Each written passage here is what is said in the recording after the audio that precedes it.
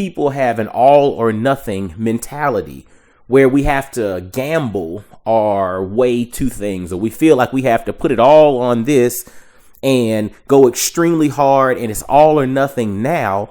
A lot of times that mentality is rooted in the fact that we can't see the future. Welcome to Impact and Fulfillment with Coach Mike D, where you'll gain practical wisdom and dynamic insight from amazing conversations to live your best life.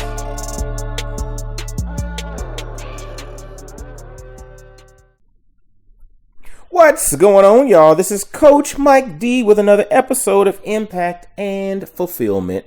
Hope y'all are having an amazing day doing amazing things with an amazing attitude and bringing amazing effort. It's all amazing today. All amazing, all amazing. And if it's not amazing, guess who has the power to change it? Yeah, the one listening to my voice right now, you. So dig this, man.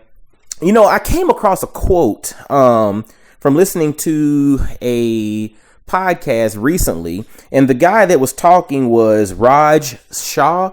And he was part of doing like disaster relief and working with, in public service and doing things, with the Gates Foundation. I mean, he's done some really amazing stuff, Raj Shah.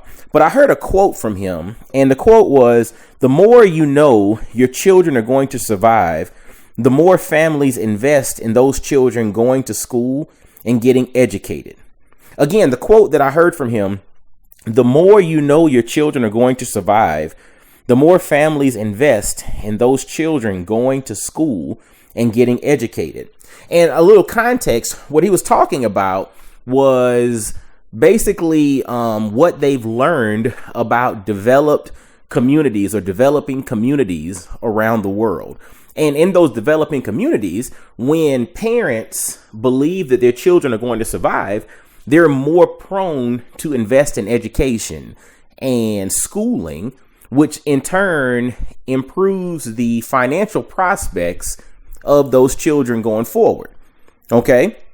And so it was an interesting perspective because for me on a personal level, it was an aha moment with regard to long-term planning and our children.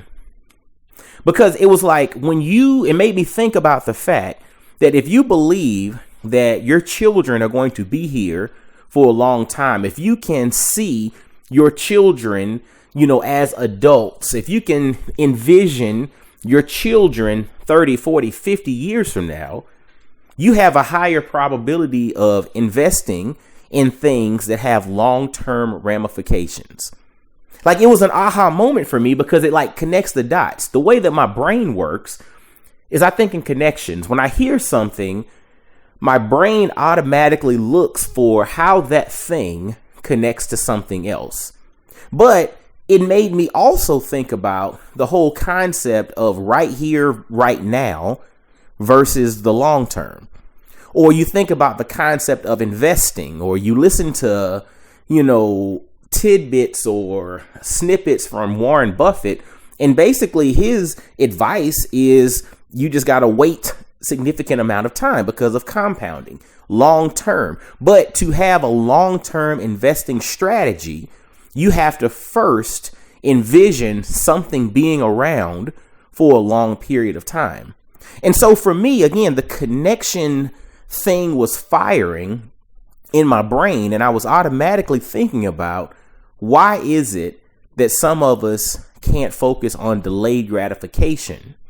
And a lot of times we can't focus on delayed gratification because we don't have the capacity to envision the future.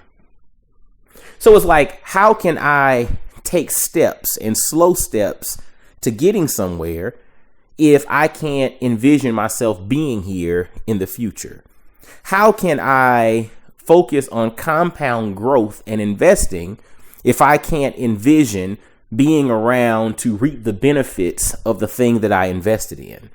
So it was like, when you start thinking about action items and why sometimes people have an all or nothing mentality, where we have to gamble our way to things, or we feel like we have to put it all on this and go extremely hard and it's all or nothing now, a lot of times that mentality is rooted in the fact that we can't see the future. Now, the reality is this: the future is not planned or not a given for everyone, right? Tomorrow is not promised.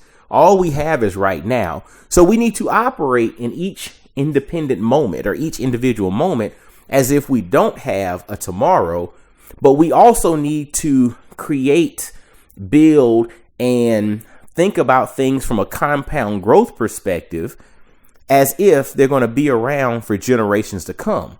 And the thing is, it might not be you that's around, but maybe it's a child. Maybe it's somebody else. Maybe you're doing something for someone else to follow the path that you created. So long story short, this whole conversation was rooted in this whole perspective of, for you to have long-term vision, you have to see something in the future. And it's okay if that thing that you see in the future is not yourself. Because the way that society is created, the way that God created this thing, he didn't create any of us to be around here forever. He created us to build and orchestrate things that can be added upon by those that come behind us. So long story short, whether you see yourself in the future or not, we have to have a long-term view on some of the things that we do, so that we can do the things now that will create a better future for those that are coming behind us.